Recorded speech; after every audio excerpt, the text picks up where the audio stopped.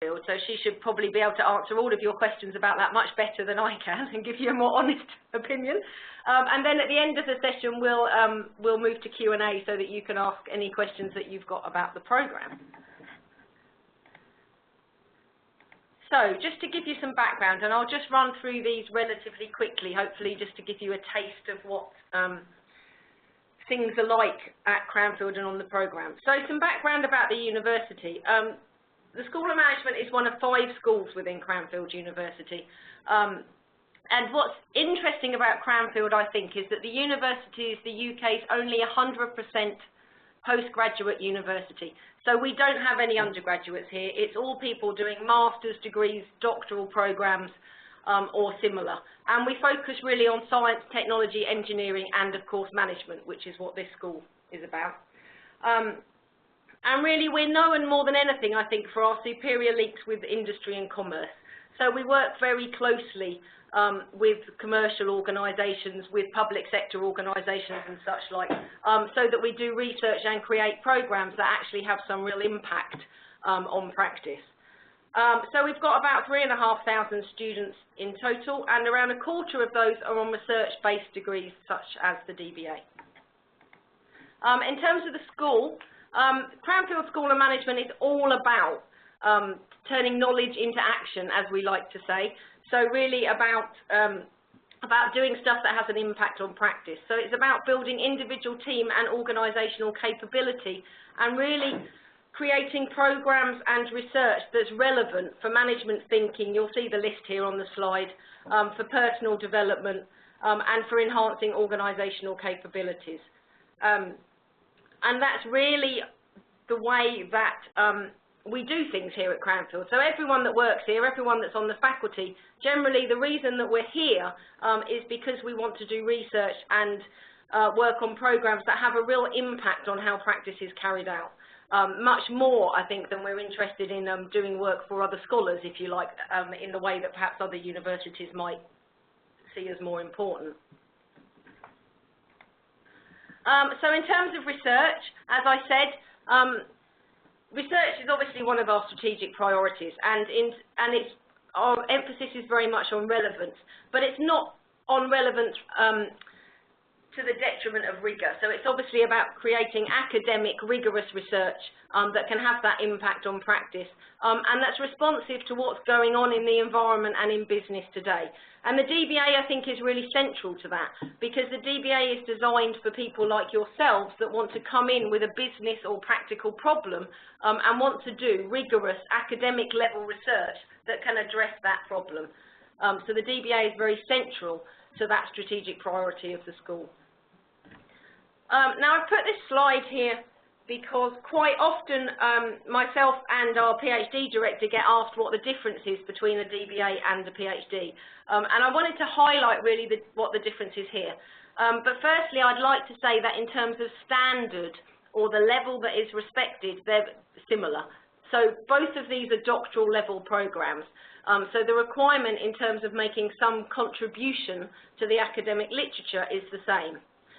But really the difference is in the orientation, the emphasis, and the type of people that come on the program. So the DBA is very much about people that usually want to stay primarily in their managerial or their practice-based career. They come in with a practical business issue rather than an academic topic, if you like. And really they want to carry on being a professional and carry on being a practitioner. So we like to say that people that come in on the DBA leave as a researching professional. They make a transition into a professional that takes a more academic, evidence-based, rigorous approach to problem solving and the way that they go about their work. Whereas most of the people that do the PhD want to make that transition into a completely academic career. So that's quite a big difference here. And really the primary motivation, as I said before, of people that come onto the DBA program is to have that direct impact on policy and practice. Whereas the emphasis on the PhD is very much about contributing to theory. It's a much more theory-led program. So it's much more about having an impact on the academic literature. And you can see some figures there that I won't go through in terms of the breakdown. The DBA is completely a part-time program, obviously. but similar size, and because we look at people with quite a lot of practical experience, the DBA tends to be a slightly older age group, but that's a reflection on the experience that we like our DBA applicants to have rather than any preference in terms of age, I should point out. Okay, so just to talk about some of the main characteristics of the DBA program, and you'll hear a lot about impact when you talk about our DBA at Cranfield, and that's because this is really the primary purpose. It's about having an impact on both your individual practice and your organisation's practice, and hopefully also on wider policy and practice. So it's about doing research, as I said, that's very relevant, about research that solves a practical or policy-based problem, and really will produce outputs that will actually change something or be useful and relevant in terms of practice, rather than just being written up in an academic journal, if you like. It's not just about impact on practice, though, and I think this is quite important to see. I've been working with DBA students for several years now, and we do see that they all make this big transition personally. With DBA researchers, it's really about changing your approach to how you go about problem solving, how you go about decision making, to something that's much more evidence-based, something that's much more rigorous.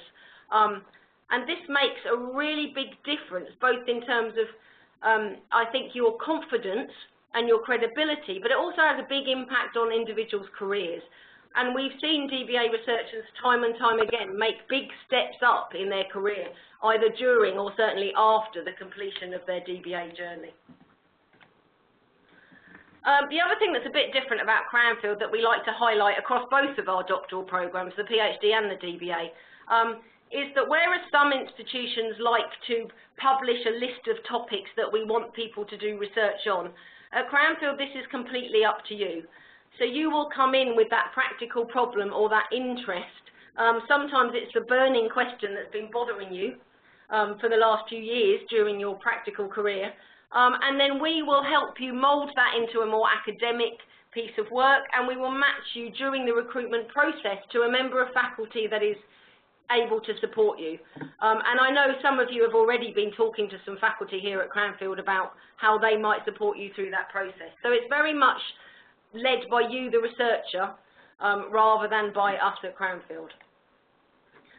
We've also realised that on the DBA in particular, you're people that are very busy, and that means that sometimes it can be more difficult or more challenging perhaps for you to make your way through the programme.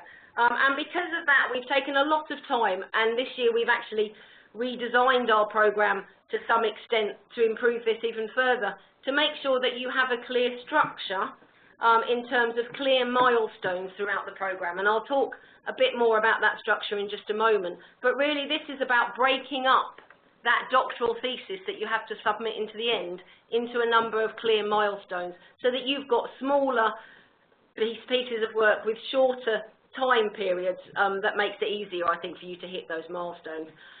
We also supply you, as well as with your individual lead supervisor, we also give you a panel, so 2 other members of academic faculty that will support you throughout the process. And on top of that, you obviously have me as the DBA director, and you will have a cohort leader. This year it's Dr. Parry, who will be responsible for looking after the members of your cohort, so that will be everyone that enters in 2013 in this case, throughout the process. And we really think that this makes a big difference from our experience in terms of helping people reach the end, because obviously you come into a DBA program wanting to get to the end of it successfully, and that's what we want you to do as well. And I mentioned the cohort leader. The other thing that we found particularly important is peer support. So when you come into the Cranfield program, you'll be put in a relatively small cohort of other DBA students, normally around 12 students. And that's really because we found that the support that you get from each other as you move through the process together is really, really important. So we will make sure that when you come in for your 1-week blocks, you are together, and you will have that cohort leader who will help you come together as a group and will help to facilitate that process.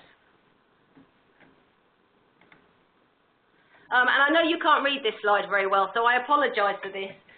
This is basically a diagrammatic overview of all of the research methods and skills training that we provide to our DBA researchers. And this is actually, in terms of content, very similar to what you would receive on the PhD, although the emphasis and orientation of this is obviously much more towards applied research and that engaged relevant research so that you make that impact.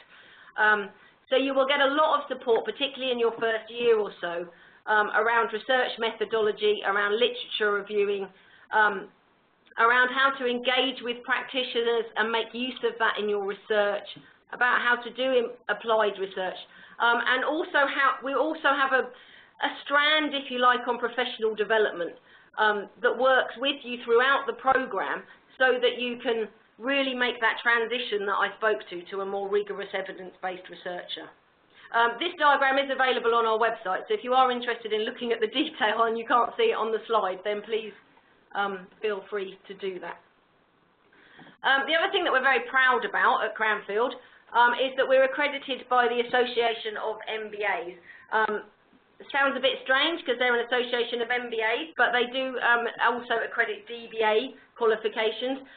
But there are only a very small number of DBA qualifications in the world that are accredited at the moment, and we're one of them. And we're also the only one that's accredited for 5 years rather than the 2-year period.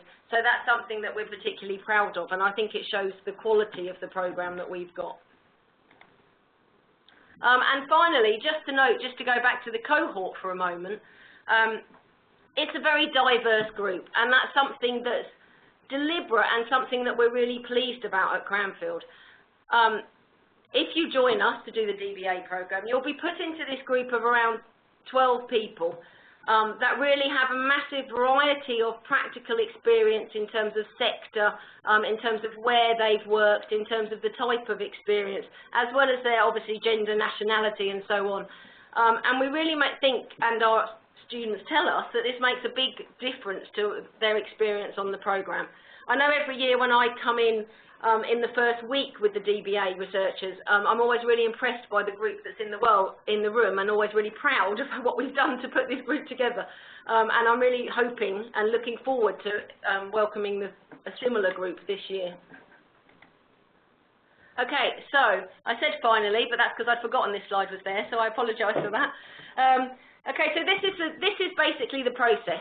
And I'm not going to spend a lot of time on this, but I just want to spend a few seconds just talking through what the process does look like. So it's a 4-year program, and you can see there the milestones or building blocks that I was speaking about earlier. So there are basically 7 building blocks, 3 major building blocks, which are marked Project 1, 2, and 3 there, and then 4 minor ones which really are in preparation for the major pieces of work. These 7 building blocks will go into your final thesis. So we help you build your thesis over the years. And throughout that, you get this training in research capability and support to engage with practice so that your work remains relevant to practice and has that impact at the end. And we find that this breaking down of the thesis development process really makes a big difference in terms of helping you to get through the process. Obviously, I'm happy to answer any questions about that process and what that looks like, rather than go into it in some detail now. In terms of application, it says on this slide to apply early. We are now getting towards the end of our application period for this year.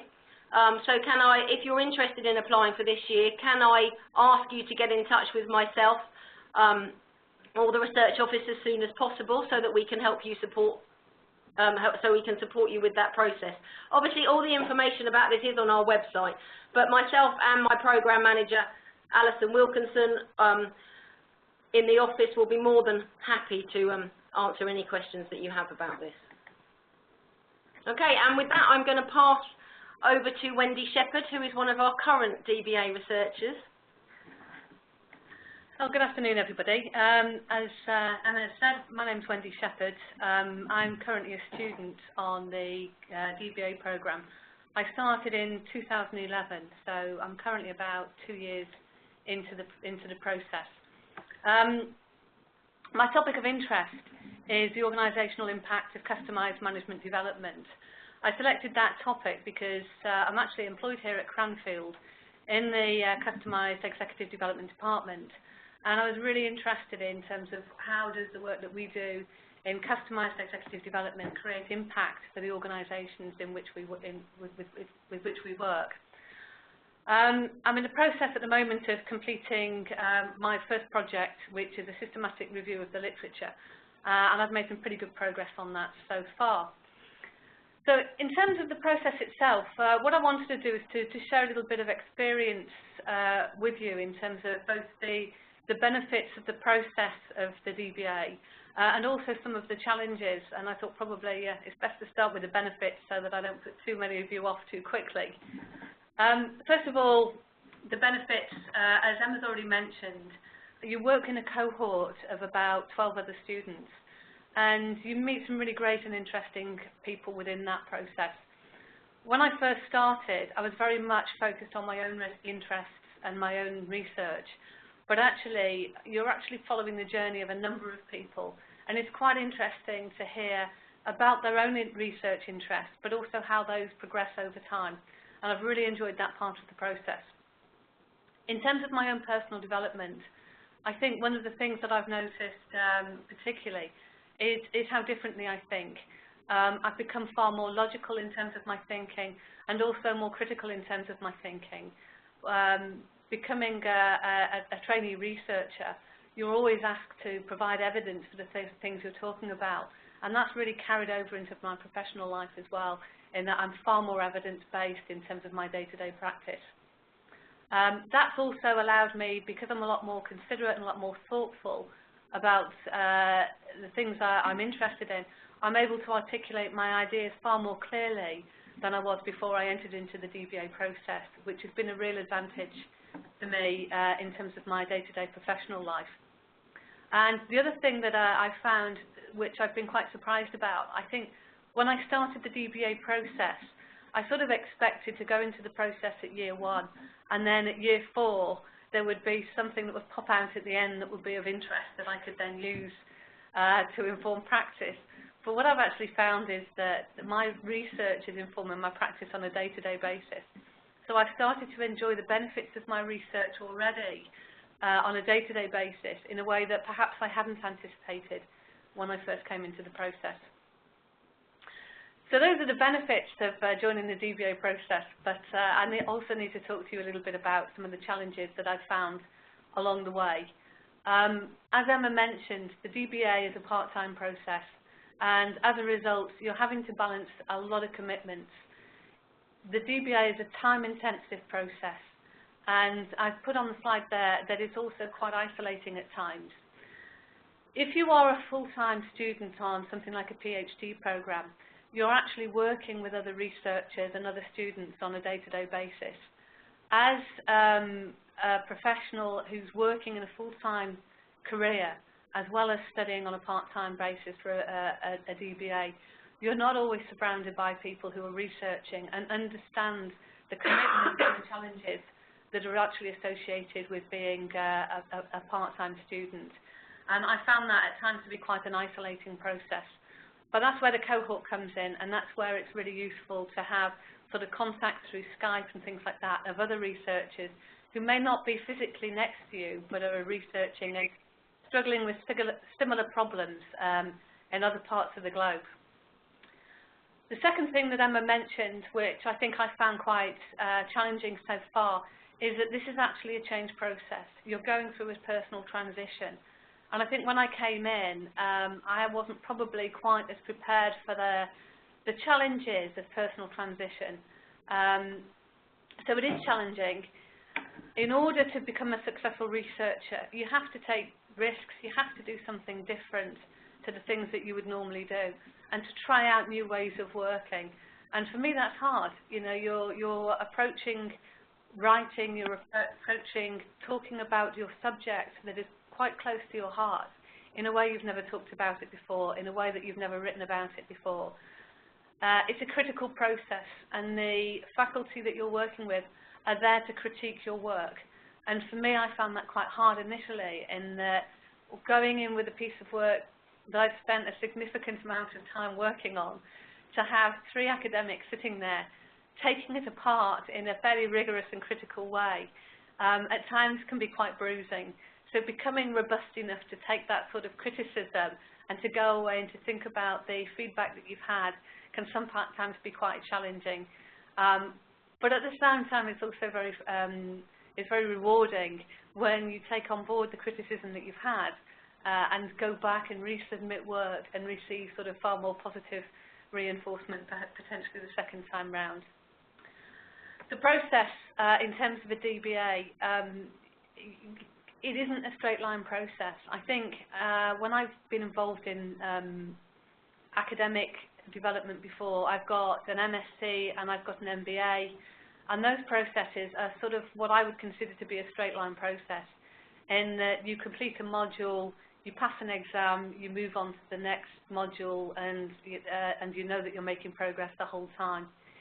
In the DBA, it's quite different, because what you're being asked to do is to make a contribution to both academia and also to practice. And you're going through a process that means that you only make a contribution when you've reached a level of quality that is required. And that really comes at the end when you submit your thesis and you get your Viva. And you go through the Viva. So along the way, what's really happening is that you're developing the quality of your argument, of your critique, of your subject on an ongoing basis. And just at the point where you make some progress, you suddenly find that you move back into another fog. So just as one fog clears, you end up in another fog that has to be cleared. And sometimes that means that you have to go back and revisit things that you already thought that you understood. So what you'll find as a result of that is that there will be times of amazing clarity within the journey and times when you seem to be completely lost. And that doesn't happen at times when you expect it to be. And it doesn't necessarily happen at the same time that your fellow students are going through those periods of clarity and fog. So at times that can be quite a difficult process. But the one thing I would say is stick with it, because it does work. So in terms of my advice, a couple of things really that came to me when I was preparing for this webinar, in terms of things that I benefited from in terms of advice that other people gave me about doctoral studies, but also things that I've learned along the way.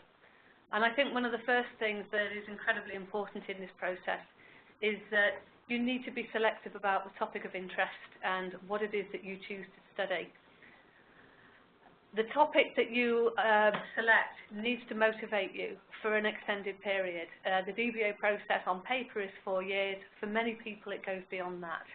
To have a topic that is actually rich enough to sustain your interest over that extended period is really important, because there will become times when you really hate the topic, and if it really isn't important to you and there isn't a reason for studying it, then unfortunately your frustration with the topic may get the better of you.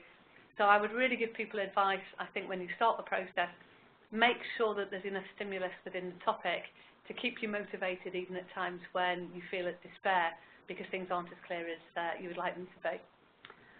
Second thing I would say is involve those who may be impacted by your study in the decision to join the DBA.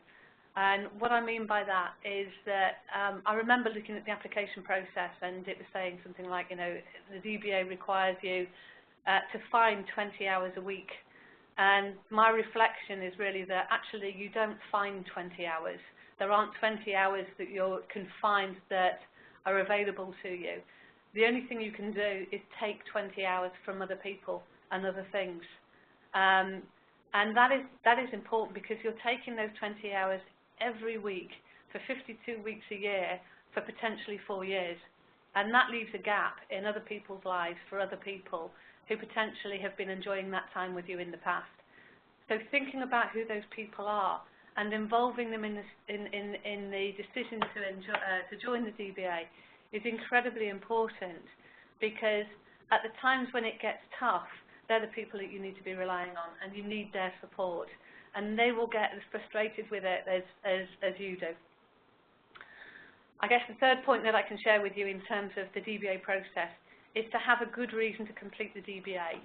As I've said, it is a challenging process, and when the journey gets tough, it's really important to have a vision a personal vision that sits there at the end of the DBA of one of the reasons that you want to do it. Emma mentioned that the majority of people, or so the average age, I think she said, of DBA students is 46. And I sit right in the middle of that average age in that I'm 46 at the moment. And my personal vision for completing the DBA is that by the time I'm celebrating my 50th birthday, I want to do it as Dr. Wendy Shepherd, not Mrs. Wendy Shepherd. So for me, that's my personal vision. And every time it gets tough and I feel like putting things to one side and maybe just taking my foot off the pedal a little bit, I keep imagining celebrating my birthday as Mrs. Wendy Shepherd or Dr. Wendy Shepherd, and that sort of remotivates me to get stuck in and to keep on pushing forward so that I can celebrate my 50th birthday in style. The fourth piece of advice I can give you is really about how you find that 20 hours. I mentioned about taking that time from other people, but actually I think in all of our lives there are times when we probably aren't efficient as we could be.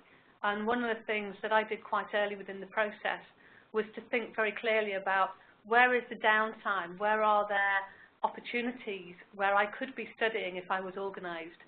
And for me, I do quite a lot of travel with my job. I spend a lot of time at airports, I spend a lot of time on aeroplanes, on trains, sitting in the back of cars, travelling places. And one of the things I did very early on was I invested in equipment like mini iPads and things like that that would allow me to access the papers that I needed, to be able to work on documents any place, any time.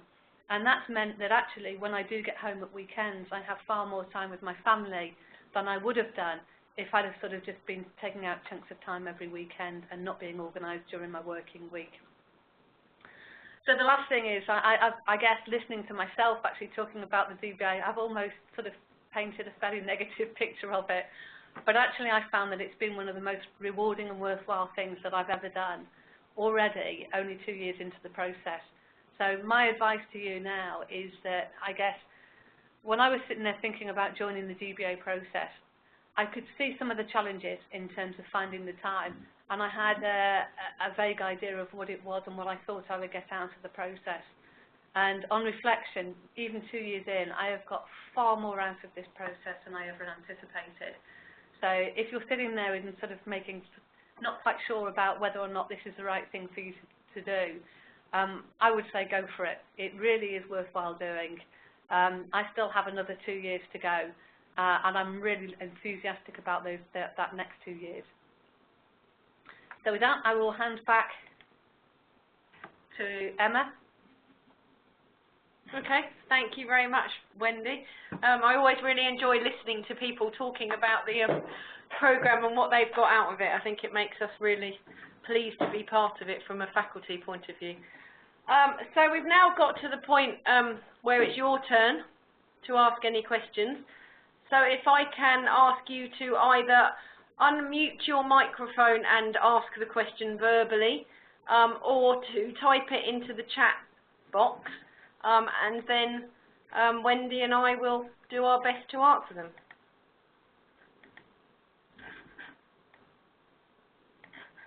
It's always silence at this point because nobody wants to ask a question first. Has anyone got any burning questions about the programme, perhaps the structure, the content?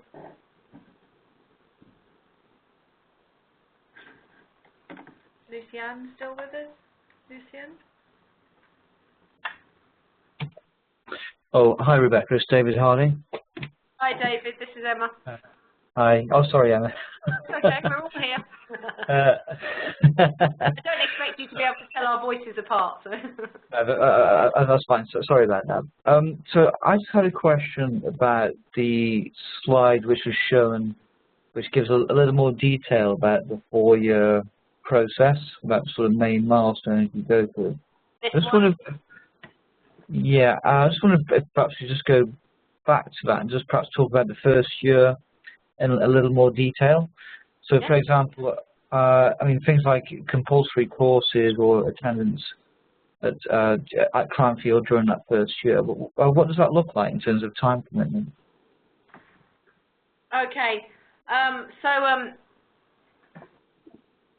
So there are 4 residential weeks. I said 5 then because it's nearly 5. There are 4 residential weeks in year 1, and they are compulsory. The reason for that is it's really in year 1 that you get your, that you develop the skills and understanding of the research process in order to be able to undertake the research. So there's 1 week at the end of September, 1 in November, 1 in kind of end of January, beginning of February, and then 1 in May.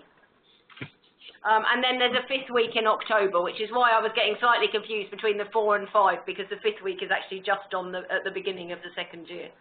There are 11 weeks in total during the 4-year process, but most of those are up front. The reason being that obviously you need to develop those skills at the beginning of the program in order to be able to carry out the work. Okay, and these are 1 week sort of face-to-face type training session, I guess. Yeah, absolutely. So they're Monday morning until the middle of Friday afternoon generally, and they're held at Cranfield. Okay, thanks for that. Okay, no problem. Nina there? Any other questions? Robert? Please do type questions if you'd rather type questions into chat rather than obviously rather than speak.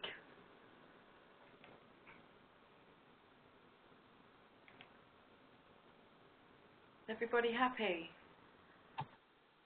Okay, so it's David again. I have another question, if that's okay. Yeah, of course it is.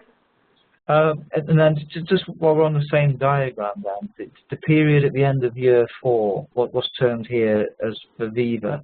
Yeah. I guess this is sort of more formal assessment of I suppose not just the sort of final documented sort of research, but any papers which have been produced in the interim. Is that correct? So kind of an overall assessment period? Yeah, actually, I have to say this diagram is, now I'm looking at this diagram, it's a little misleading because it makes it look like that's a very long period, and actually your Viva will probably be about 2 hours long. So what will happen at the assessment of your DBA is purely on a thesis. So right. why you will, throughout the 4-year process, you will be asked to submit papers in line with the building blocks or deliverables that you can see in this diagram, and they will be assessed by your supervisor and your panel. But actually whether you are awarded the DBA or not is based on you submitting your final thesis, which is around 80 to 100,000 words, but you will have built that up throughout the 4 years.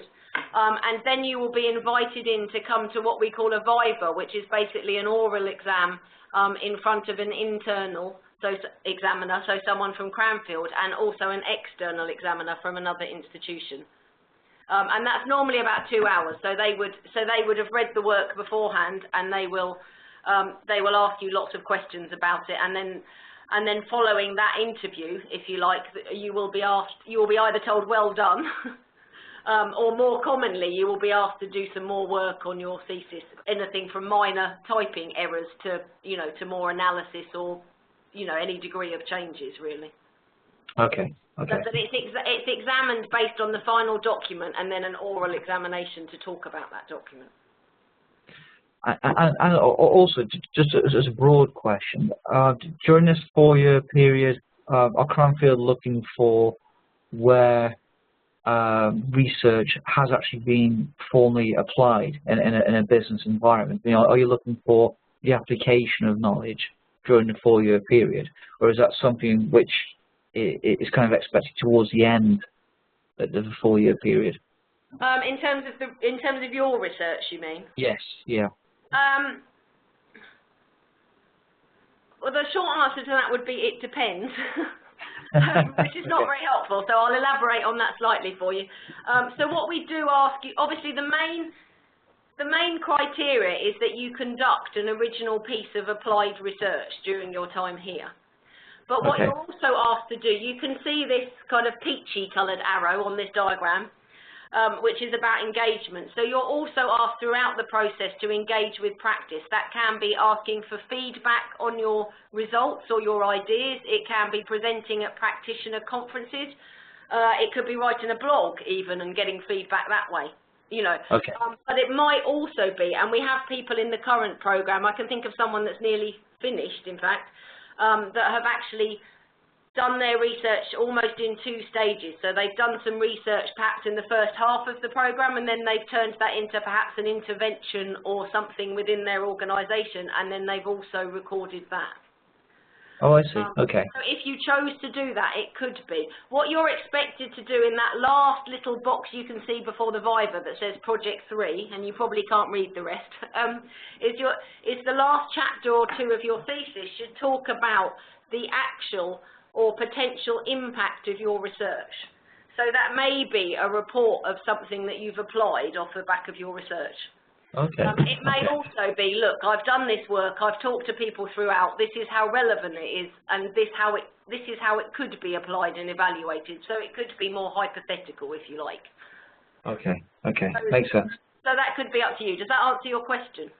It does, thank you. Like I said, I wasn't really sure on the level of sort of demonstrable, if that's a word, the actual, to be able to demonstrate how much you're applying the research almost on a sort of real-time basis within that 4-year period. But I take your point, it does depend on the sort of project, the research, and obviously the any organisations which might actually be involved in this sort of 4 years as well. Okay. You will be expected to keep a journal or some reflective, if you like, record of your engagement with practice, but that wouldn't necessarily be applying your research, but it should keep a record of your engagement with practitioners and how that shaped the research, if you like. Okay. But you're not actually expected, because it might be that you don't finish data collection until quite late into the process, so we don't actually expect you to have a product that you apply, but we expect you to give some thought as to how you might achieve that, even if you don't actually do it until after the process is over and you're, out of Cranfield, if that makes sense. Okay, makes sense. So thank you. Okay. We have one more.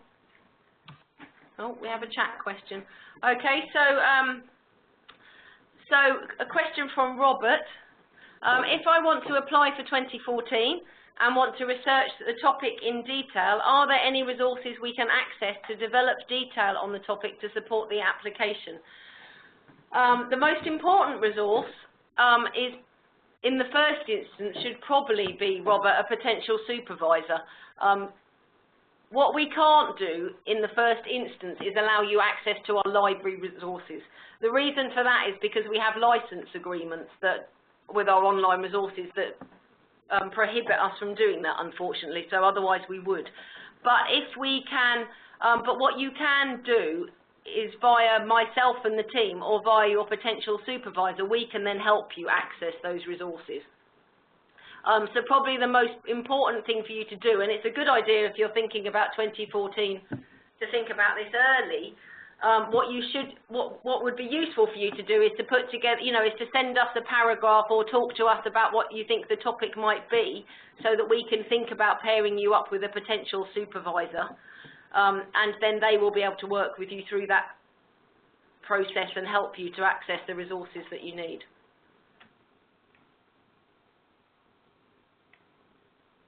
Any other questions? If you're not sure how to do that, Robert, if you get back in touch with me, then I can obviously help you with that in the first instance.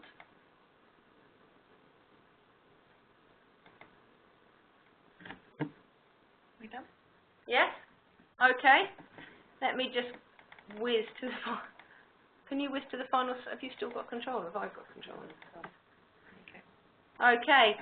Right then, so let me just say thank you to Wendy, first of all, for coming along and telling us about her DBA experience. I enjoyed that as much as anyone else, I think, because it's always nice to hear about it. And thank you also to all of you for joining us this evening. If you do want any further information, then the web address should now be on your screen. And that will also, at that web address, you can also find my contact details. I'm Emma Parry, as Director of the Programme, and the Research Office's details. So do please get in touch with us at any time. If you want to come in and have a chat or talk on the phone or just exchange emails, that's fine with any of us. And that's all I have to say. So thank you very much. Thank you. Thank you. Yeah, thank you. Thank you. Bye-bye. Thanks, guys. Bye.